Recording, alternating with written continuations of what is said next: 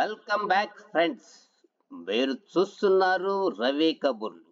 మరో ఆసక్తికరమైన చరిత్రను మనం ఈ ఈ ఎపిసోడ్ లో తెలుసుకుందాం.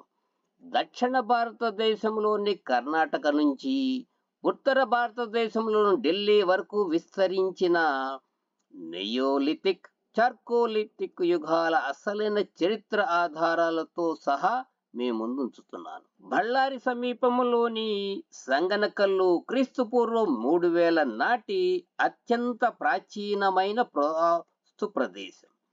ముఖ్యంగా గుర్తుంచుకోవాల్సింది ఏమిటంటే, సంగనకల్లుకి సింధులోయ నాగరికతతో ఎలాంటి సంబంధం లేదు. ఇది పూర్తిగా దక్షిణ భారతదేశానికి చెందిన స్వతంత్ర నియోలిథిక్ సంస్కృతి. సంగనకల్లు, కొప్పనకల్లు మధ్య ఉన్న ఈ ప్రాంతం సన్న రచ్చమ్మ గుడ్డ, హిరేన్ గుడ్డ వంటి 5 కొండల మధ్య సమాహారం. సుమారు 1000 ఎకరాల్లో విస్తరించి ఉన్న రాతి గొడ్డలి తయారీ కర్మాగారంగా గుర్తించబడింది. 19వ శతాబ్దంలో విలియం ఫ్రీజర్ అనే సివిల్ ఇంజనీర్ మొదటిసారిగా ఈ ప్రాంతాన్ని గుర్తించారు. తరువాత రాబర్ట్ బ్రూస్ బ్రూట్లే పరిశోధన చేసి బెండమూడి సుబ్బారావు గారితో కలిసి శాస్త్రీయ తవ్వకాలు జరిపించారు. సంగనకల్లు తవ్వకాలలో ఎద్దుల బొమ్మలు, వేట దృశ్యాలు, నాట్య భంగిమలో మానవ ఆకృతులు, రాతి చెక్కతో చెక్కిన చిత్రాలు ఆధారాలుగా లభించాయి. ఆశ్చర్యకరమైన విషయం, కొన్ని బండరాళ్ళు తాకితే సంగీత ధ్వనులు వస్తాయి. వీటిని రాక్ గ్యాంగ్స్ అంటారు. ఇది ఏమి చెబుతుందంటే, నాటి మానవులు కేవలం జీవించలేదు, కళ, సంగీతం, సంస్కృతి సృష్టించారు. సంగనకల్లు ప్రజలు చిరుధాన్యాలు, పప్పు ధాన్యాలు సాగు చేశారు, పశువులను పెంచుకున్నారు. మరణానంతరము ఖననాల్లో సామూహిక స్థాయి తేడాలు పాటించారు. కొన్ని నివేదికల ప్రకారం క్రీస్తు పూర్వం 7000 నాటి సంగనకల్లు సంస్కృతి ప్రారంభమైందని తెలుస్తుంది. ప్రముఖ నిపుణులు డాక్టర్ రవి కొఠారి సెక్టార్ గారు సంగనకల్లుపై ప్రత్యేక డాక్యుమెంటరీ కూడా రూపొందించారు. మనం రాయచూరు జిల్లాలోని మస్కీ వైపు వెళ్దాం. ఇటీవల 2025 సంవత్సరంలో మల్లికార్జున కొండ మరియు ఆంజనేయ స్వామి ఆలయం సమీపంలో క్రీస్తు పూర్వం 4000 నాటి మానవ నివాసాల ఆధారాలు లభించాయి.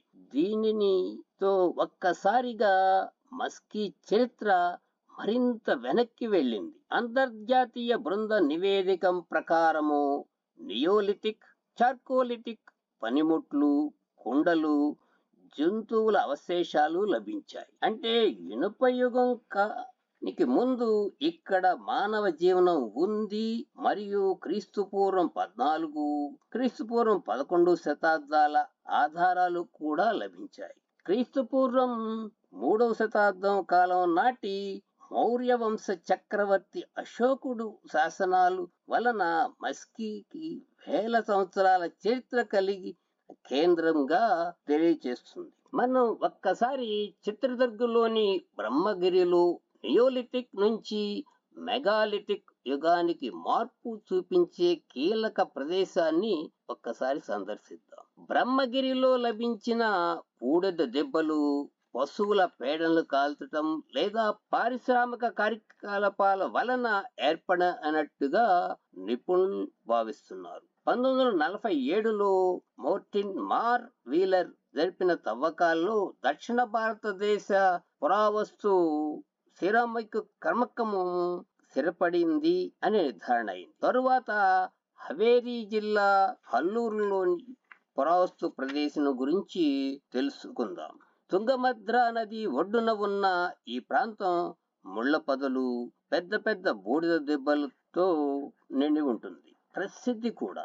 భారతదేశంలో తొలి ఇనుప యుగం ప్రదేశాల్లో ఒకటి.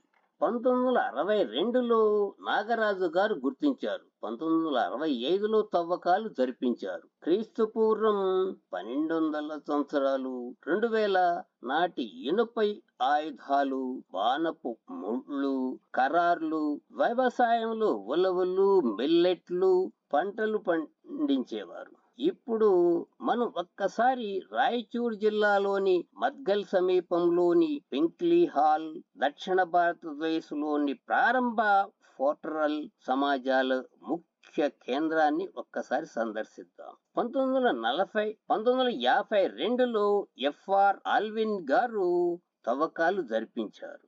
9 రాతి కొండల మధ్య బూడిద దిబ్బలతో రాతి చిత్రాలు, నలుపు ఎరుపు కుండలు, మెరుగుపెట్టిన రాతి గొడ్డళ్ళు, మైక్రోలిథిటిక్ బ్లేడ్స్, టెర్రకోట బొమ్మలు, పూసలు లభించాయి. ఇది సంచార జీవితం గురించి స్థిరపడిన జీవనం వైపు పరివర్తన చెందిన నాటి మానవుల పరిణామ క్రమాన్ని తెలుపుతున్నాయి. నాటి దక్కన ప్రాంతమైన కర్ణాటక, తెలంగాణ, ఆంధ్రాలో కొంత మేరకు ఆక్రమించి నివాస ప్రాంతంగా వెలుగొందింది. ఈ ప్రదేశం ముఖ్యంగా పశువుల కాపర్లు స్థిర నివాసాలు ఏర్పాటు చేసుకున్నారు. వాటిల్ అండ్ డంప్ గుడిసెలు, సెమీ పర్మనెంట్ శిబిరాలు ఏర్పాటు చేసేవారు. తరువాత ఉత్తర భారతదేశము మరియు దేశ రాజధాని ఢిల్లీకి సమీపాన ఉన్న అలంగీర్ సమీపానలోని తరువాత ఉత్తర భారతదేశం మరియు భారతదేశ రాజధానికి సమీపంలో ఉన్న అలంగీర్ పూర్ తొలి పురాతన ప్రాంత గురించి తెలుసుకుందాం. మీరట్ జిల్లా హిండే నది ఒడ్డున ఉన్న అలంగీర్ పూర్ స్థానికంగా పరశురామ్ కా హేర్ అని పిలుస్తారు. 1959లో వైడి శర్మ గారు గుర్తించారు. తవ్వకాల అనంతరం సింధులోయ నాగరికత తూర్పు స్థావరమని నిర్ధారించారు. క్రీస్తు పూర్వం 3000 సంవత్సరాల నాటి అలంగీర్ పూర్ హర్రప్ప భారా సంస్కృతుల మిశ్రమ లక్షణాలు కనిపిస్తాయి. గంగా, యమున, డోయాబ్ వైపు సింధు నాగరికత కీలకమైన లింకుగా పనిచేసింది. ఈ ప్రాంతం ప్రస్తుతం ఏఎస్ఐ ఆధీనంలోని రక్షిత ప్రాంతం. పురాతన చరిత్రగానే అర్థం చేసుకోవాలి. ప్రస్తుత కాలంతో పోల్చి చూడకూడదు. ఇలాంటి మరిన్ని వీడియోలు ఆధారాలతో సహా మీ ముందు కబుర్లతో మరో వీడియోలో కలుస్తాం. రవి కబుర్లతోనే ఉండండి. జై భారత్, జై హింద్.